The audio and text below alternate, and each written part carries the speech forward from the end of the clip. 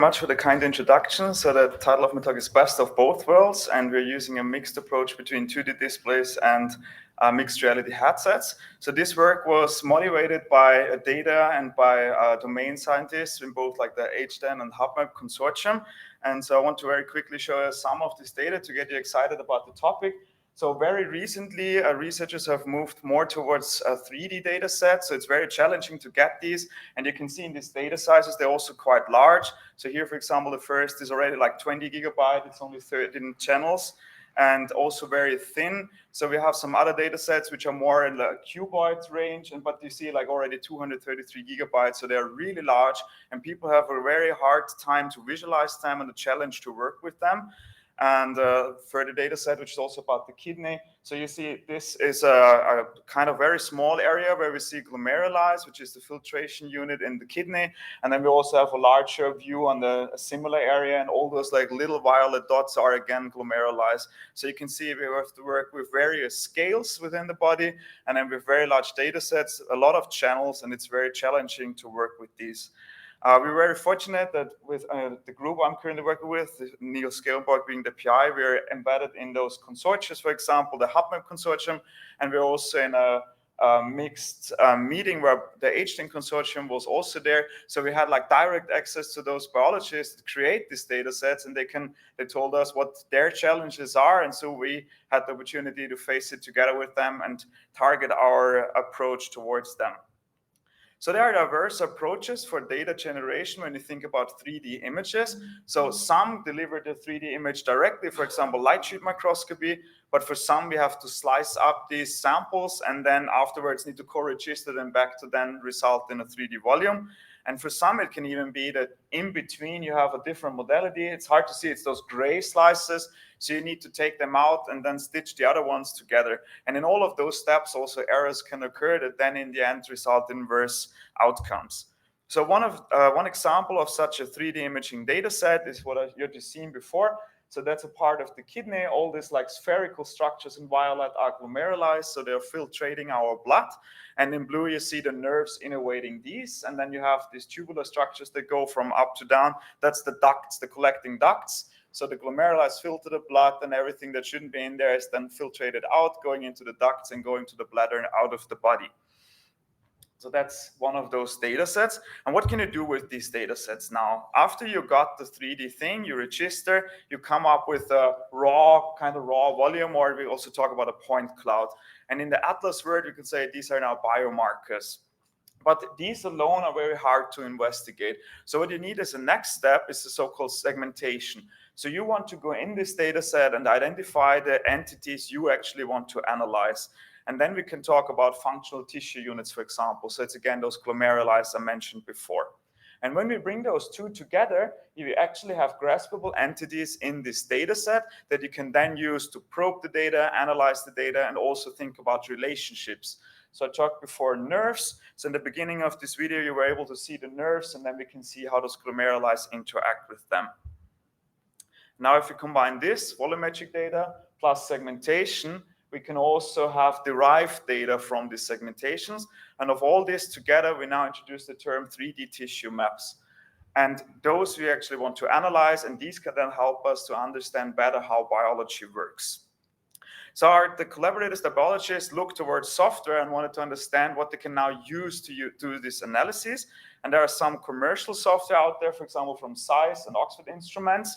And then there's also some open source software out there, like, for example, Napari, and then Vitesse, which was developed in the Gelenburg lab, or now HiDive lab. And Vitesse is also built upon a library called VIV, which makes it possible to host those really large data sets on the web, stream them on demand on your PC in a web-based environment, and there's no server in between. So we can just visualize them on every endpoint. But still, those technologies are lacking some key concepts that researchers needed in order to analyze these data sets.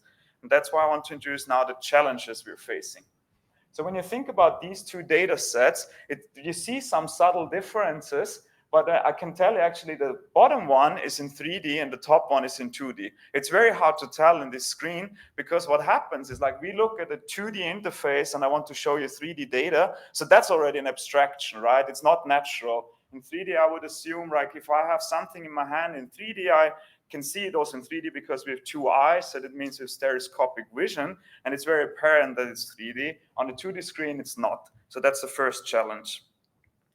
A second challenge is navigation. So how do we normally navigate with an interface like our computer? It's a trackpad or it's a mouse, also on our phone. It's all a 2D interface where then I want to navigate with 3D data. I only have X and Y on a trackpad. So again, that's very challenging. So as you see, I can move my mouse around and it's just like now it starts to rotate, then I can zoom in. But then, for example, if I want to go a certain area, I'm already lost and I need to learn it. So it's a steep learning curve to understand how to interact. That's because we map 2D to 3D again.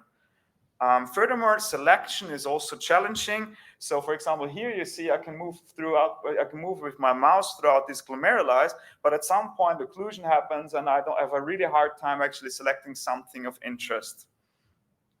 And then following the selection, I maybe also want to do integrated analysis, meaning I have some data about those glomeruli, very simple, the size of them, and then I have those glomeruli in the 3D data, and there was no way to connect the two. So the researchers did it in a way that they say, I open it up in Imaris, like this commercial software, then I have Excel on the side, and I need to link it up myself, right? I need to know where they are, which ID they have, but there was no way to really interact with both. So that's another challenge we are facing and we want to solve, that you see you can do it in both ways, and this is connected. And so these are the challenges they are facing and we want to solve. And so our proposal is to go from something like this, which is web-based, which is now in with tests, right? So it's web-based, we have those challenges, to something like this, which is then the mixed reality hybrid approach we're proposing, meaning you have the 3D data set floating in midair while you're wearing one of these, but you still have the data set and all the context on your 2D display, and you can go in between both as you like. On the one side, there's it's mixed reality, so I see through them. I can still work on my PC, change settings if I like, but also we know that at some point, there could be nausea. You don't want to be in XR anymore, so you can just pop them off and work further on your PC. So that's why we call it best of both worlds. We're using whatever works best in 3D and 2D. And now I can already tell you, like with this, we solved those challenges we've seen before because we're doing actually 3D rendering. There are two displays in the goggles. They cater to my two eyes. So I have stereoscopic vision and I can see depth and it's real 3D. Another thing with the navigation and interaction is it's very natural. I can actually move out my hand into the data, bring it closer to me and rotate it around. And another way we're very natural interaction is like you can think, I can take my phone and move it and look at it. But for example, think you're in a museum, right? There's an exhibition that says don't touch. How do we explore it then? Like we just move around with our head and our body and can investigate it. And both is natural to us and works in this environment. And for selection, what we heard before, it's also very natural. I can just move in with my hand, select one of them. I can even move like very exactly in 3D to the entity I'm interested in and select it. And then as you've seen in this video, all of it is connected as well, meaning as soon as you select something on a PC with the mouse and whatever representation you're interested in, all of it is connected and you see that highlighting and you can very nicely see distributions, for example, of those entities. So with this, we solved all those challenges they faced before, but we wanted to go one step further. So we investigated also like what are the domain goals? What do the researchers want beyond those like simple challenges in the beginning? So they said like first they want to have a look at the volumetric data. Does it look fine? Was the co-registration working? Did some like mistakes happen in the staining, for example? Then they want to segment entities, so they can, are the ones that explore segmentation parameters, see how well they work. And then furthermore, they can inspect the segmentation quality, meaning is it actually segmenting what I was interested in, or is there some artifacts? Because that's also not a solved problem yet. It's very, very challenging, and now 3D just came around, so they're just starting to apply those techniques. And then we have those two. When like everything worked out, you want to go in and investigate. And then the final step, which was new to them, was also like adding maybe more data, derived data, which could be this interplay of nerves in the data set and my glom, and I want to just know how far they are apart. So as an example, that's a different data set. Inspecting the volume, like I said, very easy. You can grab the thing, you can place it wherever you want, and you can move around and inspect it. that's a size-shift data set, and in there's a blood vessel going through the yellow collagen fibers. On a 2D display, it was not that well visible. That it will come soon. This like green blood vessel is actually like finding its way through the collagen, kind of like a snake going through something. And if you look at it in 3D, it's very apparent, and you can see that well. And I invite you, like later in the breaks, find me. I have it here. You can actually try it out. The video doesn't fully do it justice, so just try it out and you see it for yourself. Then furthermore, for the segmentation, parameters, and quality, you can pop it up. You see the segmentation embedded, and you can really nicely investigate, did everything work out? Where are the problems? Then, like I said, correlating derived data with topology and morphology, meaning I have on one side the segmented glomeruli, but on the other side, nerves, which are still in the raw data environment, but you still want to see how are they connected, where are they located in the 3D space. And then, for example, when you go to the derived data, for example, the size of those glomeruli, you can very easily spot, like, for example, where's the largest, where's the smallest glomeruli, and this is some sort of a distribution you can see in the data. And finally, like I said, generating new and derived data interactively. So that was a feature we thought a lot about, like how you can actually now go in and do a measurement. So really thought like we want to make it natural and very easy for people. So it's kind of like a ruler, right? Like you have the ruler in the one hand and you pull it out with the other one. So we did it with our two index fingers. If you bring them together, you pull the ruler out and you can attach it somewhere in the data and then attach it at another point, and it will tell you directly this distance between the 2 points. So we thought this was a very natural interaction. It was very easy to conduct, and it was very nice to then like directly see, and it's like persisted in there, and you can see these distances, so you can like start to measure around whatever you're interested in. Another data set which was very interesting because you have a larger field of view within the kidney, so you see lots and lots of those glomeruli and fine-grained 3D structures. So in this data set, it was very interesting for us to also, and for the collaborators, to see how those glomeruli are actually aligned along the blood vessels. And it kind of looks a little bit like grapes on a tree. So you can see like the blood vessel goes in and like they're aligned at the top and the bottom of them. In a 2D, it's like said again, flattened. So it was very difficult to see those structures. But in the 3D, it was very apparent. And with the stereoscopic view, you can see like you can rotate it around and very nicely see these very fine details.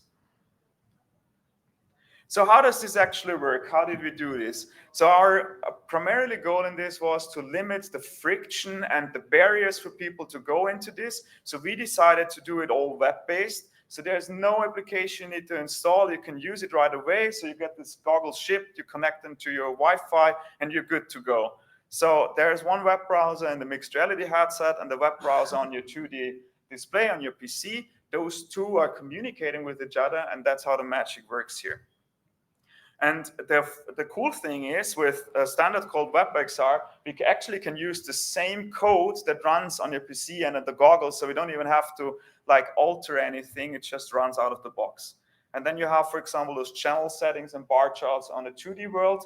The data actually lives in the cloud. It can also be local on your PC or like in your local network, but most of the time people upload it to a like AWS S3 bucket, and that goes into both devices individually, and then they communicate via a WebSocket service, which is also a well-known standard in web development. And so this is how we then actually bring those states back and forth between the two devices. It's communicating live, and that also allows you, as soon as you like don't want to be in the XR world again, you can just pop off the goggles and still work further in your normal environment. So what are we thinking about in like future work? We also want to investigate a little bit the extension to different medical imaging formats. It could be in the ones that more and more of those tissue imaging modalities that now come up in 3D, but there's also very well-known 3D modalities from other areas like MR or CT images. We also want to investigate how we could embed like collaborative features, meaning like if I want to show you something, we both have the goggles, so you in the PC, I'm in the goggle, I want to show you exactly what I see and where you should look at. And then furthermore, we want to investigate further, why are people not using it as it is right now? Can we change this? And what are the barriers? So we want to do a longer term study where we can actually bring some of those goggles out to labs creating these 3D data sets so we can understand what makes that, like why, how would they use it for, what are the barriers, and how can you make it better. So to summarize, I'm presenting a blended mixed reality and 2D display hybrid approach for 3D tissue maps. In our abstract, we have 3 different case studies where collaborators brought us data and let us like show them what it's capable of. We evaluated with over 30 domain scientists at those like HubMap and H10 meetings. So we actually reached out to them. They came to us, they tried it out, and they gave us feedback. It's open source, and we hope that it's soon in the HubMap data portal so people can try it out. But if as we test, like the platform we build it upon is already open source, this is also open source, and so people can reach out to us. We can help them setting it up if it's not clear in the beginning, but this will be available. And yeah, we're planning a long-term usage study. Yeah, thank you very much.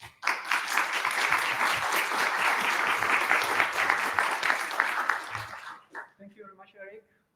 So the floor is now open for questions. Nice talk.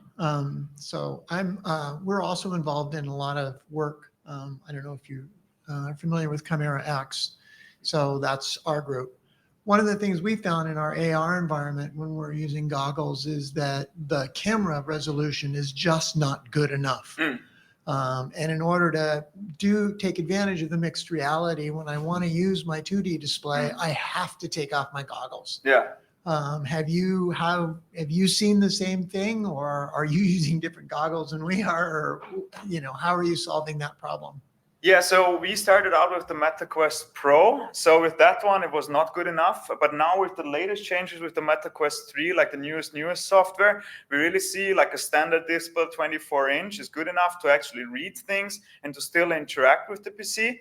So that worked. We're also investigating a little bit towards like the Apple Vision, but they don't adhere to the WebXR yet. With that one, it also gets better. And we have a workaround where we can actually stream the display of your PC also into the XR world. Okay. And then it's very high definition. So we have ways to work, but we had the feeling that it was good enough. And also people were saying, like for those interactions, like adding a channel and doing some channel editing and also selecting some like the largest GOM or the smallest, it was good enough. Okay, interesting. The other question that I have is about lighting, in particular in your volume visualization. Yeah. How are you handling the lighting and volumes in the headset? That's a lot of ray casting. Yes, yeah. So currently we're doing like direct volume rendering. So you shoot the rays in there and then you do the ray casting. And so it currently just depends a little bit on the background, right? So if it's too light, sometimes you don't see, but you can change the transparency settings so that there's not much coming from the back and you can still see all the structures. So we didn't have that much of a trouble. What we were thinking, if like the environment is really bright and you don't see anything, you can think of like adding a background just to the area where the data is situated. Okay. So like you block a little bit the pass through, and so it's easier for people to see. But we actually cater it more towards like laboratory settings or like labs, so where people just sitting at their desk, having it next to them, and often that environment is like good enough so people can actually really nicely see the structures. Okay, good. Yeah. Thanks. Welcome.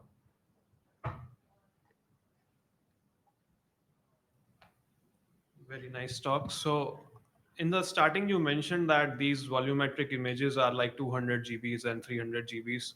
And when you are hosting them like over web, don't you face latency issues? Yeah, so thank you for the question. So with the library I mentioned, the WIF library and those new imaging standards like OMI-NGFF, like OMI-TIFF and OMI-SAR, they have like within the imaging already a pyramidal resolution structure. So you can actually choose which resolution level you want to load within your experience. And that depends a little bit on on your internet speed.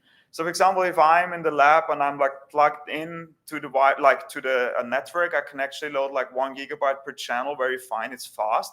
But if I'm like here, for example, where the Wi-Fi is worse, I can just choose like a lower resolution for now. And then in the future, we're thinking of adapting the resolution we load based on where you look at.